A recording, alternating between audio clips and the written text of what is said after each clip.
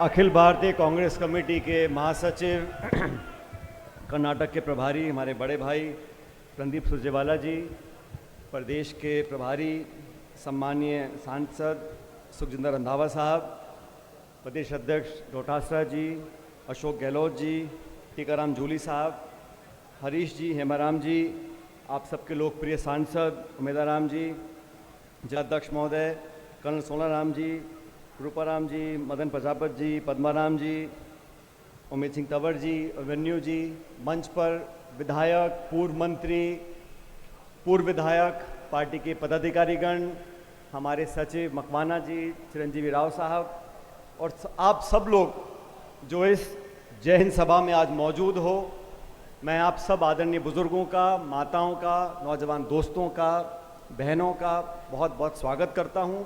और ये सभा आज जो हो रही है उसका उद्देश्य बड़ा स्पष्ट है।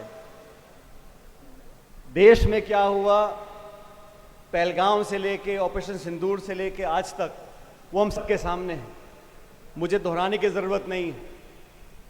लेकिन इस देश में अगर हम सबकी सामूहिक आस्था किसी एक चीज में है तो भारत की सेना में है, भारत की फौज में है। और हमें फक्र है कि आज सरहद पर हम लोग खड़े हैं बाड़मेर में, यहाँ से पाकिस्तान बहुत दूर नहीं है।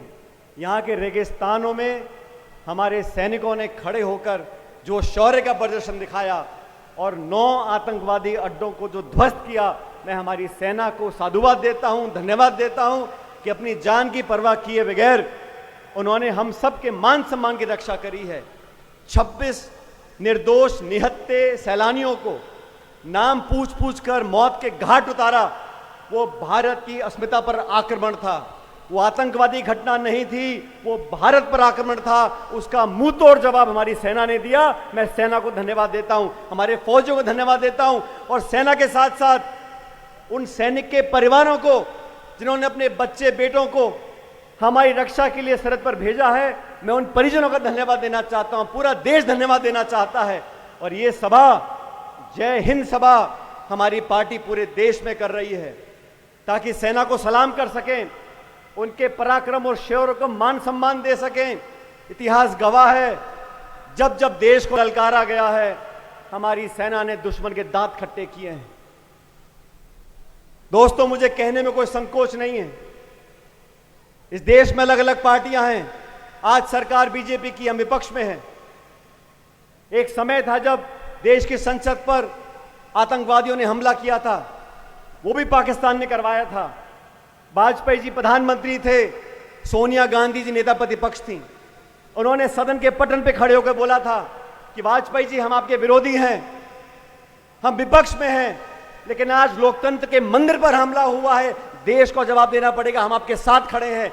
ये राजनीति कांग्रेस पार्टी ने पहले भी दिखाई थी।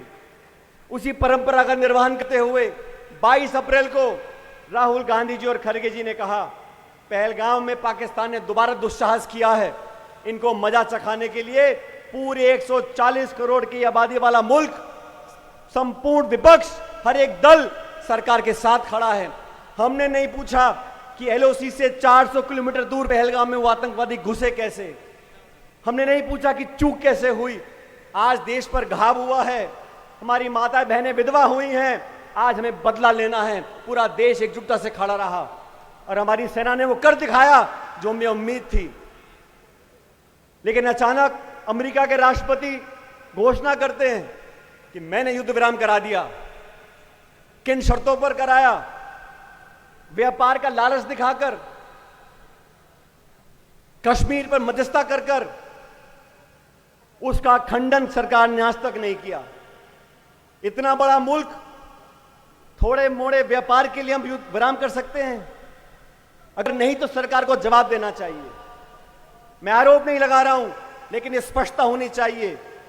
आज कश्मीर पर चर्चा करना चाहते हो, मुझे खेद है दोस्तों, दुनिया के तमाम मुल्कों ने जब युद्ध विराम हुआ, किसी ने आतंकवाद का जिक्र नहीं किया, किसी ने पाकिस्तान समर्थित आतंकवादियों का जिक्र नहीं किया, भर्त्सना नहीं करी। वो पाकिस्तान जहां उसामा बिन लादेन मारा गया, जहां असद मसूद जैसे आतंकवादी रहते हैं, पूरी दुनिया जानती है, फिर भी जो भर्त्सना करनी चाहिए थी दुनिया के देशों को, वो नहीं करी। चीन खुलकर पाकिस्तान के साथ आ गया और रूस हमारा सबसे पुराना दोस्त, उसने आतंकवाद की चर्चा नहीं की। हमारा मुद्दा आतंकवादियां हैं, हमारा मुद्दा निर्दोष जाने हैं। ये चर्चा कश्मीर पे करना चाहते हैं। इसीलिए हमने कहा एक विशेष सत्र बुलाना जाना चाहिए। 1994 में लोकसभा और राज्यसभा में सर्वसम्मति से ये रेजोल्यूशन पारित किया गया कि जो पाक अधिकृत कश्मीर है, पीओके, वो भारत का हिस्सा बनना चाहिए। ये प्रस्ताव सर्वसम्मति से पारित किया गया 94 में। आज वो समय आ गया कि दुनिया के 200 देशों को पता होना चाहिए, जब कश्मीर की बात आती है, आतंकवाद की बात आती है, भारत की अखंडता की बात आती है, पूरा देश एक है।